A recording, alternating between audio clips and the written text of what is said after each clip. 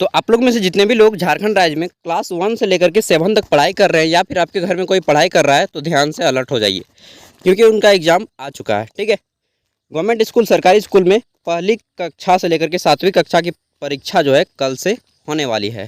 ठीक है, तो चलिए जानते हैं पूरी न्यूज़ किस प्रकार होगी, कैसे होगा, सारा कुछ। स्कूली शिक्षा एवं साक्षरता विभाग ने पूरी की तैयारी, संकुल संसाधन केंद्रों में पहुंचाया गया प्रश्न पत्र। ठीक है, क्वेश्चन पेपर आपके केंद्र में पहुंच गए हैं। अब देख लेते हैं तैयारी के बारे में क्या बोला गया है।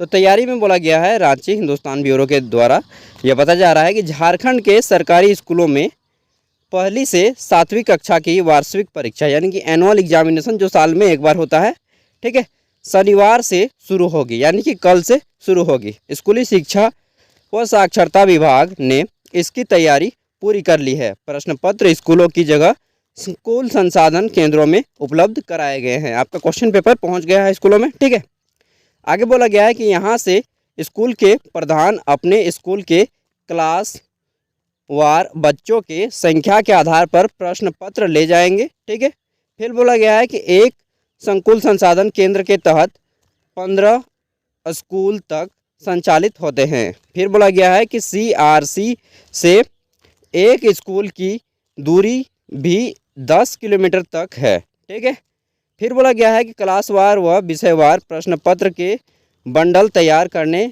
से किसी भी स्कूल को दुविधा नहीं होगी बल्कि सुविधा ही होती है। ठीक है, फिर बोला गया है आपको, आगे बोला गया है कि बावजूद इसके संकुल संसाधन केंद्रों में पड़े संकुल के स्कूलों के प्रश्नों का बंडल बनाकर दिया गया है। ठीक है, फिर एक में बोला गया है कि एक क्लास के एक विषय का एक बंडल है, इसी में से सभी स्कूलों को छात्र छात्राओं की संख्या के अनुसार जितने बच्चे होंगे, ठीक है, उसी के अकॉर्डिंग जो है प्रश्न पत्र यानी कि क्वेश्चन पेपर लेने पड़ेंगे। प्रश्न पत्र लेने में भी पहले आओ पहले पाओ, जो पहले आएगा उसी को पहले मिलेगा। ठीक है, इसलिए आप लोग पहले चल जाइएगा। आगे बोला गया है कि पहले आओ पहले पाओ की स्थिति है, जो स्कूल पहले आ रहे हैं उन्हें निर्धारित संख्या में प्रश्न पत्र मिल जाएंगे। जो स्कूल सबसे ज़्यादा दिन गया है पहले उसको मिलेंगे।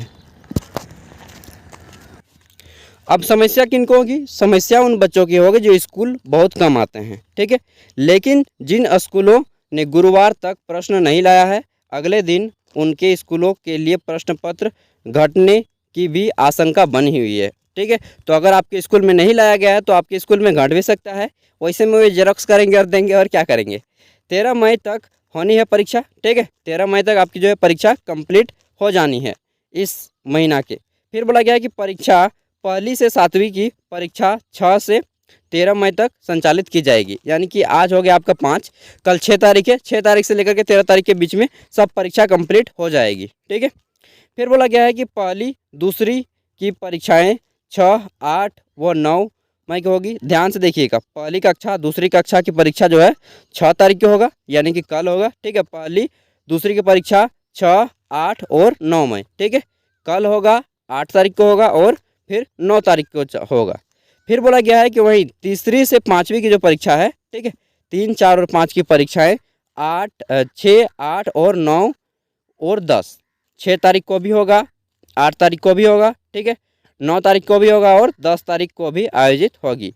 इसके साथ जो है आपका 6ठी और 7वीं की जो परीक्षा होगी वह हो जाएगी क्लास 6 और 7 की परीक्षा आपकी 6ठी और 8वीं की परीक्षा 6 तारीख चलेगा, 8 तारीख चलेगा, 9 तारीख चलेगा, 10 तारीख चलेगा, 11 तारीख और 13 तारीख तक चलेगा।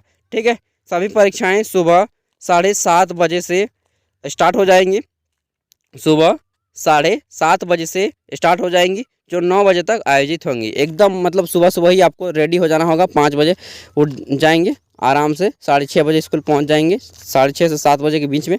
ठीक है, और आपको जो है 7:30 बजे एग्ज़ाम शुरू हो जाएगा, 7:30 बजे से लेकर के 9:30 बजे 2 घंटा एग्ज़ाम होगा। ठीक है, और उसके बाद छुट्टी हो जाएगा। तो तैयारी में जुट जाइए, आज से ही मिलेंगे। फिर इसी तरह से हम आपको इन्फॉर्मेशन देते रहेंगे। अगर आपके घर में कोई छोटा बच्चा हो तो प्लीज़ उन तक ज़रूर पहुंचा दीजिएगा इन्फॉर्मेशन। ठीक है, थैंक यू।